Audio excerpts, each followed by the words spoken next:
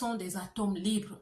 Elles n'ont pas de spiritualité. Je viens vous annoncer ici aujourd'hui que la nature a horreur du vide. Et il y a aussi un domaine de spirituel qui a horreur de voir des contenants vides, c'est-à-dire des esprits qui n'ont pas fait un choix conscient de suivre un chemin spirituel. Et ces esprits viendront s'asseoir en certaines personnes. C'est pour ça qu'on parlerait de personnes qui sont possédées. Ce n'est pas parce que ces personnes ont fait un choix, mais c'est parce qu'il y a un choix qui a été fait pour eux. Je répète encore, la nature a horreur du vide. Si vous avez un corps qui est vide, un corps qui n'est pas managé au niveau spirituel, si vous n'avez pas fait ce choix sera spirituellement fait pour vous. Votre réussite étant basée et ancrée sur votre nature spirituelle, c'est pour ça que je vous en parle. Ne soyez pas des orphelins spirituels. Faites un choix. Faites un choix du règne qui va vous conduire spirituellement, du règne qui va vous canaliser spirituellement,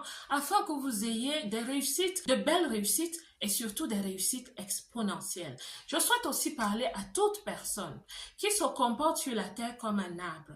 Un arbre qui a été planté, qui grandit et qui à un certain moment se dit « je vais être coupé en bas ». Au niveau du tronc, même pas au niveau de la racine, je vais juste être coupé et je vais me déplacer pour être planté sur une nouvelle terre quelque part. Parce que c'est une nouvelle terre, parce que ça me parle, parce que ça chatouille mes émotions, parce que j'ai l'impression que là-bas, on réussit mieux ou on réussit facilement. Alors, tu t'exportes vers une nouvelle terre et on te plante. Tu n'as pas de racine parce que ta racine naturelle vient de ton origine spirituelle éternelle. Ces personnes partent de leur nature spirituelle originelle et se font planter ou se plantent quelque part sans racines, pensant qu'elles vont commencer à porter d'autres fruits, des fruits plus beaux, des fruits plus bling bling. Après quelque temps, cet arbre commence à sécher.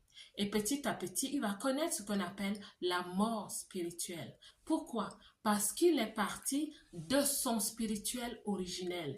Et encore, je ne vous parle pas de la tradition des hommes, parce que nous, en tant qu'humains, nous sommes organisés. C'est pour ça que les traditions des hommes sont aussi différentes d'un pays à un autre, d'une culture à une autre, parce que les humains, autour de leur environnement, vont se trouver des dieux. Vous avez des endroits où on vous dira qu'un arbre est un dieu. Une rivière est un dieu. Je ne suis pas ici pour banaliser la spiritualité de certaines personnes. Je suis en train de raisonner avec vous. Je suis simplement en train de dire qu'il y a une logique spirituelle. On est venu étant des êtres spirituels avec une atmosphère et un message spirituel